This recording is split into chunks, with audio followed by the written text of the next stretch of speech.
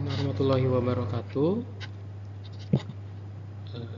Perkenalkan, saya Hari Jauhari dengan NIM 250301020063. Kali ini saya akan membahas tentang tugas mata kuliah Audit Forensik Digital dan Audit Investigasi.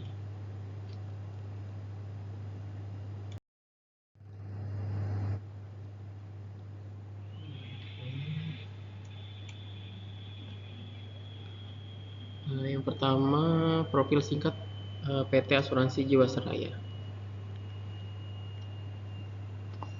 Pada slide pertama ini saya akan menjelaskan profil singkat PT Asuransi Jiwasraya. Jiwasraya merupakan perusahaan asuransi jiwa milik negara yang berdiri sejak tahun 1859. Artinya perusahaan ini sudah beroperasi lebih dari 160 tahun dan merupakan salah satu perusahaan asuransi tertua di Indonesia. Sebagai BUMN, Jiwasraya memiliki peran strategis karena mengolah dana masyarakat dalam jumlah besar, termasuk produk asuransi jiwa tradisional dan produk investasi seperti JS Saving Plan. Karena statusnya sebagai BUMN dan perusahaan terbuka, Jiwasraya berada di bawah pengawasan Kementerian BUMN, OJK, serta BPK. Namun pada tahun 2018, Jiwasraya gagal membayar klaim jatuh tempo sebesar 12,4 triliun pada sekitar 17.000 nasabah.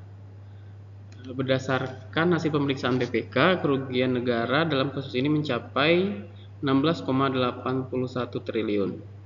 Kasus ini menjadi salah satu skandal keuangan terbesar dalam sejarah industri asuransi Indonesia.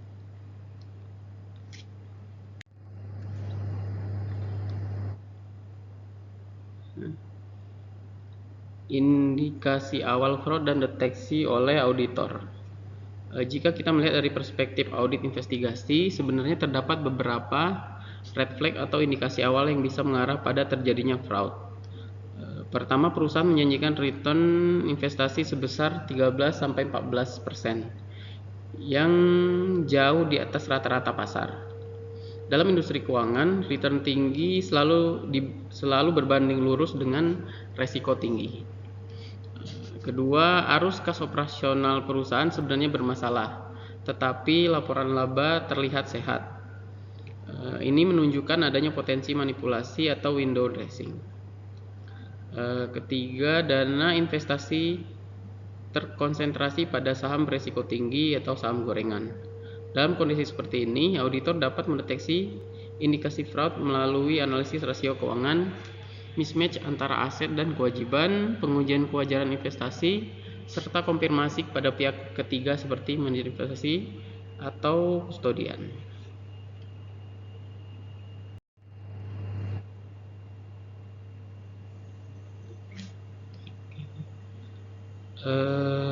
Dampak window dressing terhadap stakeholder. Window dressing adalah praktik mempercantik laporan keuangan agar terlihat sehat menjelang periode pelaporan. Dalam kasus Jiwasraya, laporan yang terlihat positif membuat nasabah dan investor percaya bahwa perusahaan dalam kondisi stabil. Akibatnya, banyak nasabah tetap membeli produk investasi, padahal kondisi sebenarnya sudah mengalami tekanan likuiditas. Window dressing ini juga membuat regulator dan pemerintah terlambat mendeteksi resiko sistemik.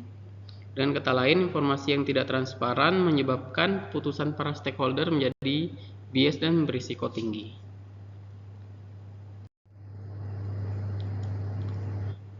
Peran auditor mengidentifikasi skema Ponzi. Salah satu pola yang terlihat dalam kasus ini adalah indikasi skema Ponzi.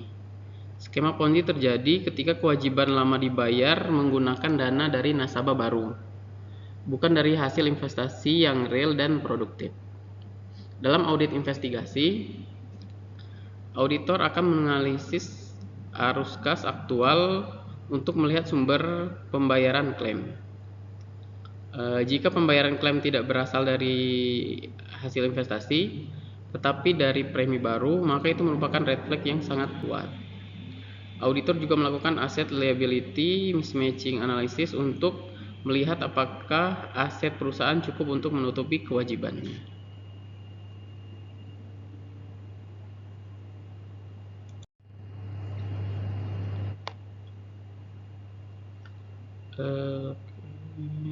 Kolusi dan strategi mengatasinya. Kasus Jiwasraya juga melibatkan kolusi antara manajemen dan pihak eksternal seperti manajer investasi. Kolusi ini membuat fraud semakin kompleks karena dokumen dan transaksi dapat direkayasa bersama-sama. Dalam situasi seperti ini, auditor tidak cukup hanya melakukan audit biasa. Dibutuhkan audit forensik yang lebih mendalam. Strategi yang dapat digunakan antara lain melakukan data analitik lintas sumber, menelusuri beneficial ownership atau BO, serta menggunakan whistleblowing system sebagai sumber informasi tambahan.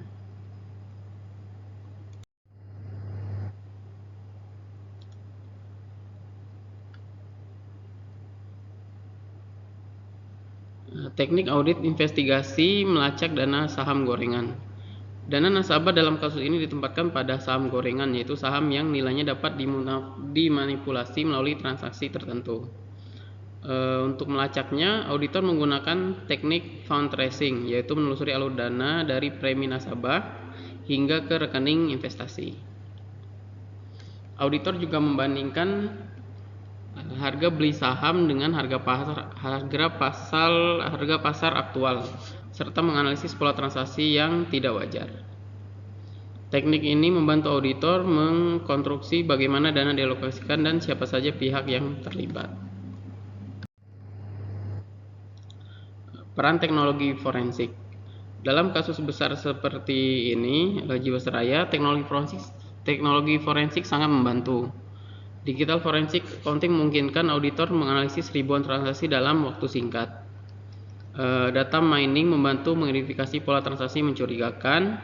Selain itu, analisis email dan komunikasi internal dapat mengungkap adanya indikasi kolusi atau perencanaan manipulasi.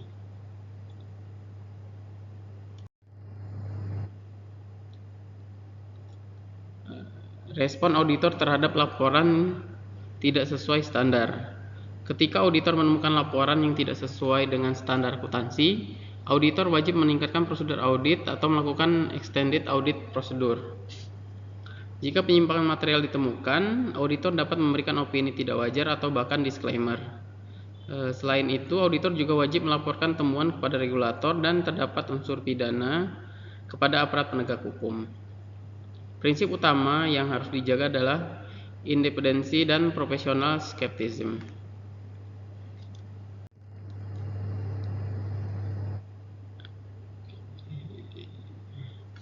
Untuk menghitung kerugian negara, auditor melakukan rekonstruksi seluruh transaksi investasi, kemudian menghitung nilai wajar investasi dan membandingkan dengan nilai buku.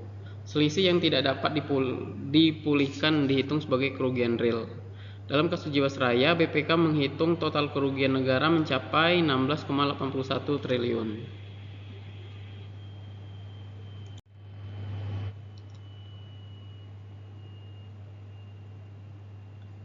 Transparansi dan good government.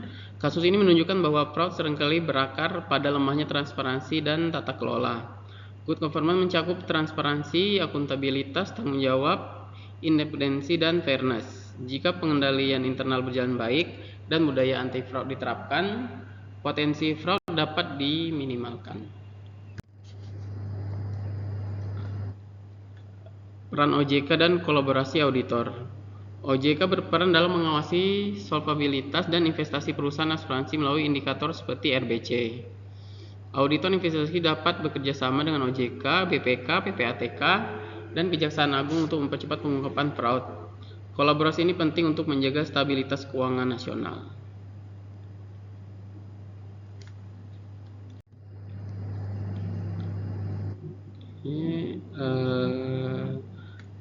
Saya akan menjelaskan analisis fraud triangle dalam kasus Jiwasraya. Yang pertama itu adalah pressure atau tekanan.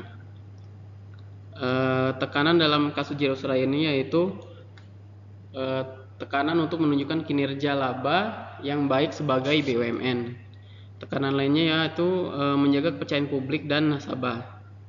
Kemudian tekanan likuiditas karena mismatch antara kewajiban dan hasil investasi.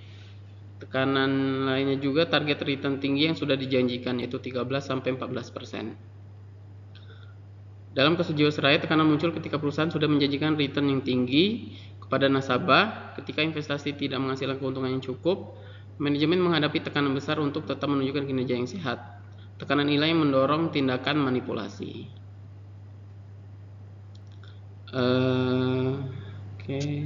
Tekanan opportunity atau kesempatan.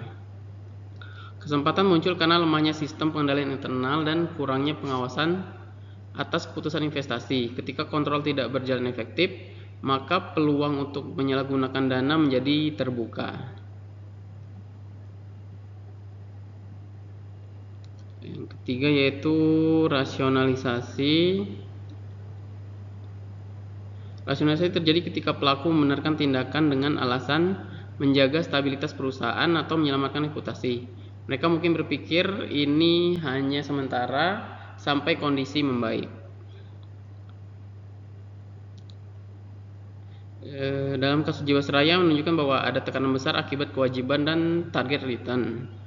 Kesempatannya karena lemahnya pengendalian dan kolusi. Kemudian rasionalisasi adalah membenarkan manipulasi.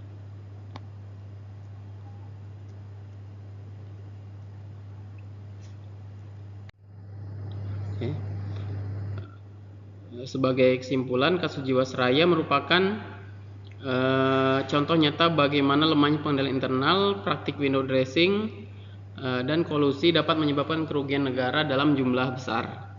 Audit investigasi dan audit forensik memiliki peran penting dalam mendeteksi, mengungkap, dan menghitung kerugian akibat fraud.